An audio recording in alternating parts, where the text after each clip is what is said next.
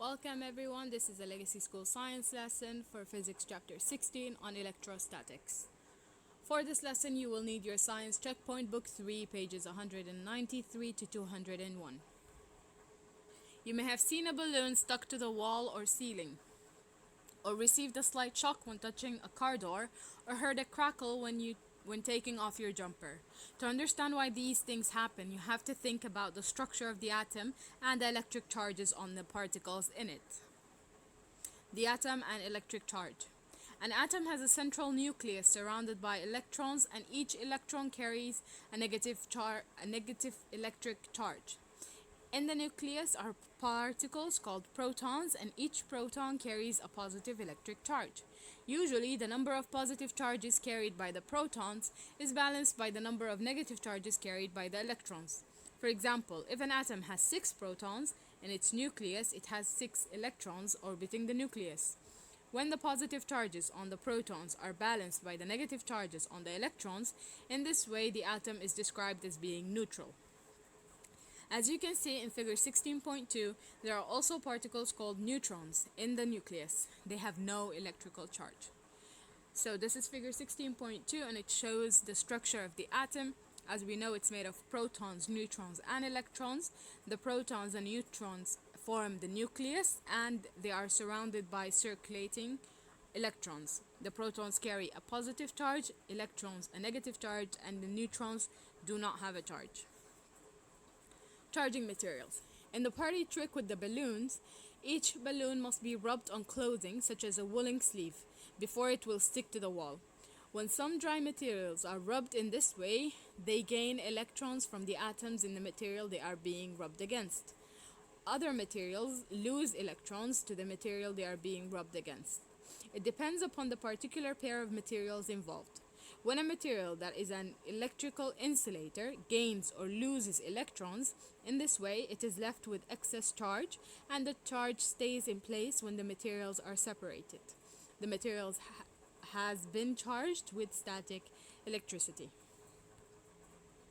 So if you take, for example, a balloon and you rubbed it on your sleeve, the electrons will travel from the material in the sleeve to the balloon, making the balloon charged with static electricity. A material that gains electrons when it's rubbed has more negative charges than positive charges, and so it is said to be negatively charged. A material that loses electrons when it's rubbed has fewer negative charges than positive charges, and so it is said to be positively charged.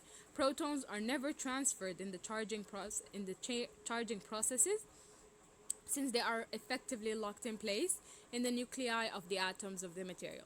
So the exchange is only between the electrons. Either the material will lose an electron, so it will have more positive than negative, and hence it's positively charged, or it will gain electrons and will have more negative than positive and is said to be negatively charged. When the balloon is rubbed on a sleeve, it receives electrons from the material in the sleeve, and its surface becomes negatively charged. If two balloons suspended on nylon threads are charged and placed close to each other, they move apart. The negative charges on the balloon repel each other.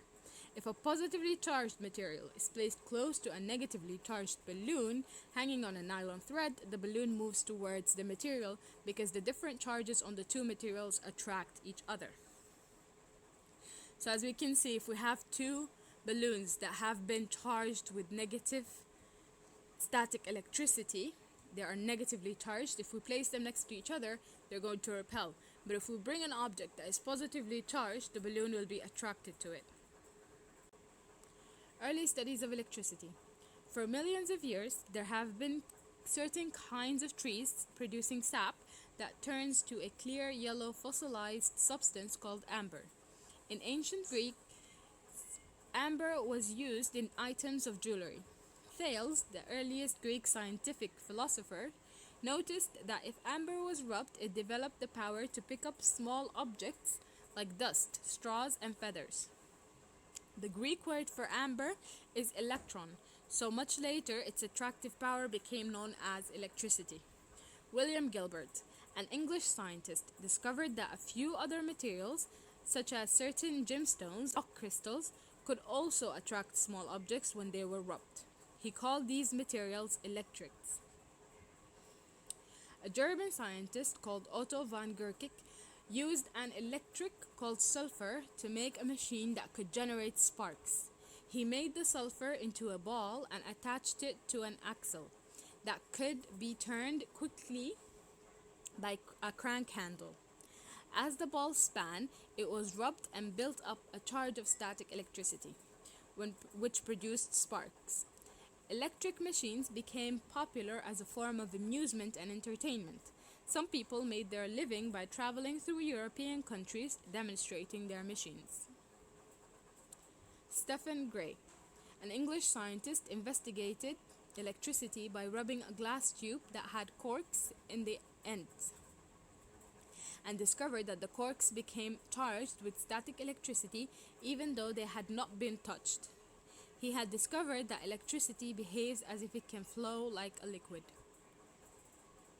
Charles Dufay, a French scientist, repeated Gray's experiments and extended them by comparing the way in which the objects were charged with electricity. He discovered that if he charged a cork ball using a glass rod that had been rubbed, it was attracted to a cork ball that had been charged using sealing wax that had been rubbed. He also discovered that two cork balls that had both been charged by either the rubbed glass or by the rubbed sealing wax repelled each other. From his investigations, he believed that electricity was made from two different fluids. They were called vitreous electricity from rubbing glass, or resinous electricity from rubbing sealing wax. Benjamin Franklin, an American statesman and scientist, refined Dufay's idea of two electrical fluids by suggesting that when substances were charged, they received either too much fluid and became positive charged, or they had some fluid taken away from them and became negatively charged. Insulators and conductors. A material that can be charged with static electricity is called an insulator. If electrons are added to the material, they stay in place and the insulator is negatively charged. If electrons are removed from the material, more electrons do not flow into the material and it remains positively charged. A metal cannot be charged with electricity by rubbing in the way that an insulator material can, because electrons flow easily through metals. A material through which electrons can flow is called a conductor. The human body is a very good conductor of electricity. Induced charges. If a material has an electric charge, it can make or induce an electric charge on the surface of a material close by without touching the material. For example, if a piece of plastic, such as a pen, is rubbed and held above tiny pieces of paper, the positive charges on the plastic draws electrons to the surface of the paper nearest the plastic. This makes the uppermost surface of the paper negatively charged. When the pen is brought very close to the paper, the force of attraction between the two surfaces is strong enough to overcome the weight of the paper, and the paper springs up to the surface of the pen. The underside of the paper is left with a positive charge, but since this is further away from the pen, the force of repulsion it experiences is weaker than the attractive force, and the paper is held. In similar way, a charged balloon induces an opposite charge on the surface of a wall it is brought close to. When the balloon touches the wall, the force of attraction between the two surfaces is greater than the weight of the balloon and the air inside it, so the balloon sticks to the wall. This way of charging a material without touching is called charging by induction. So this is figure 16.6, which shows, for example, if we have a pen that was rubbed and we place it next to papers, then all of the negative charges will move closer to the positive charge. When the pen is close enough, it will attract the paper. Sparks and flashes. Air is a poor conductor of electricity, But if the size of the charge on two oppositely charged surfaces is very large, the air between them may conduct electricity as a spark or a flash, like a flash of lightning. This happens when the molecules in the air are split. They form negatively charged electrons and positively charged ions. The electrons move toward the positively charged surface, and ions move towards the negatively charged surface. As the electrons move, they collide with other molecules in the air and split them. Electrons from these molecules also move towards the charged surfaces and split more molecules as they go. This process occurs very quickly and produces a spark. When the charged particles in the air meet the charged surfaces, the positive and negative charges cancel each other out, and the surfaces loses their charge. They are said to have been discharged. So, for a flash or spark to occur, what happens is when we have two surfaces that are charged, one is negatively charged and the other one is positively charged, then they will cause the atoms in the air between them to split.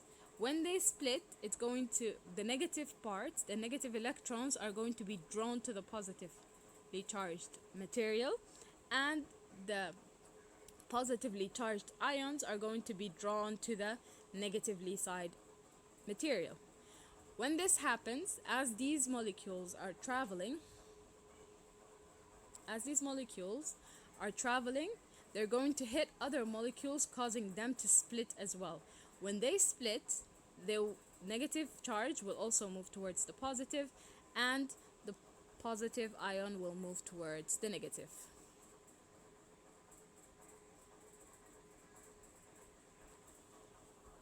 Preventing an explosion.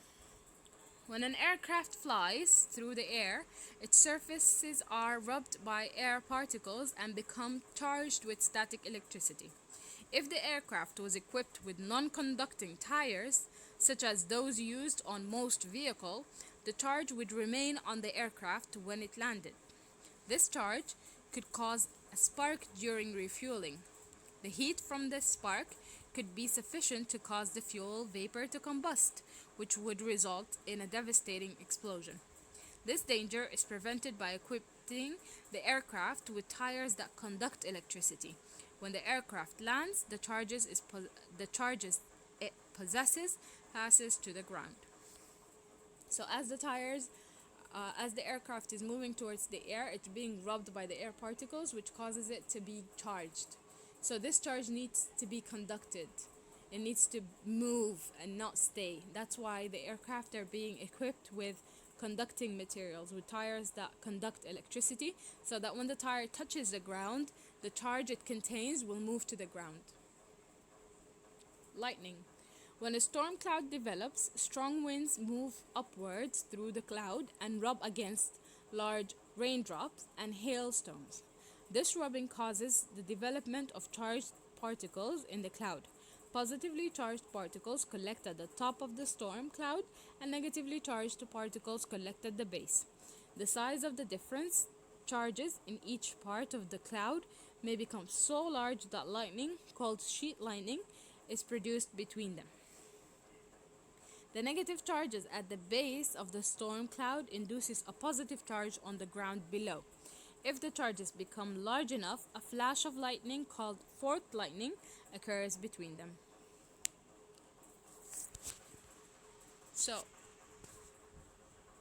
sheet lightning happens within the cloud itself when the two poles are separated, and forked lightning happens between the cloud and the ground. The Van de Graaff generator. In 1931, Robert Van de Graaff invented a machine that produced a huge charge of static electricity. The machine is called the Van de Graaff generator. In the generator is a rubber belt that runs over two rollers. One roller is made of Prisprex and the other is made of polythene. The belt is driven by an electric motor. When the Prisprex roller is placed at the base of the generator, the belt running over it becomes negatively charged. The charged particles of the belt rises to the polythene roller at the top of the generator, where there is a device that transfers the negative charges to the hollow metal dome. The belt moves over and roll in the dome and back to the roller at the base, where it becomes negatively charged again. When the rollers are reversed, the polythene roller is placed at the base of the generator, the belt becomes positively charged, and the positive charge is transferred to the dome. Very high charges can be stored in the dome and released during investigations. In the past, huge Van de Graaff generators were used as particle accelerators to investigate atomic structure, but they were replaced by other devices. Today, they are used in schools and colleges to generate quite large electrostatic charges for demonstration lesson. So this is the example of the inside of the Van de Graaff generator. We have the Perspex roller at the base, and we have the polythene roller at the top. So a rubber belt will move along them. When it rubs against the Perspex, it's going to gain electricity. So it's going to gain electrons. And as it moves up, these electrons are going to be collected into the dome. And since it's giving out all of its electrons, when it's coming back down, it's coming as positive, because it's lost electrons, so it's positively charged. And then it will go back again and rub against the Perspex and gain more electrons, and so on. And by this way, it's collecting all of the negatively charged into the dome. Digital sensors. A scientist study electrostatics. They discovered a way of storing charge and releasing it when required. The charge storing device is called a capacitor, and a simple example is shown in figure 16.11. The charge is stored on the metal plates, and the dielectric is a material that stops the charge from crossing between them. The charge is released when a conductor is switched into a circuit between the plates and a current flow. Since the development of the simple capacitor using metal plates, tiny electronic devices have been invented to act as switches, conductors, and capacitors. These are now in all kinds of electronic apparatus, from sensors used in laboratories to detect changes in light, pH, and movement, to the touch screens on mobile phones, satellite navigation devices, and other computer displays, where your fingertip and the screen act as the plate of a capacitor, and the tiny difference in charge between them is used by the computer in the appliance to trigger a response. This is figure 16.11 showing a simple capacitor, and the touch screen technology would not have been possible without the development of the capacitor. So your finger and the screen act as the two plates, and we have the dielectric in between. This is the end of this session. I hope to see you again soon.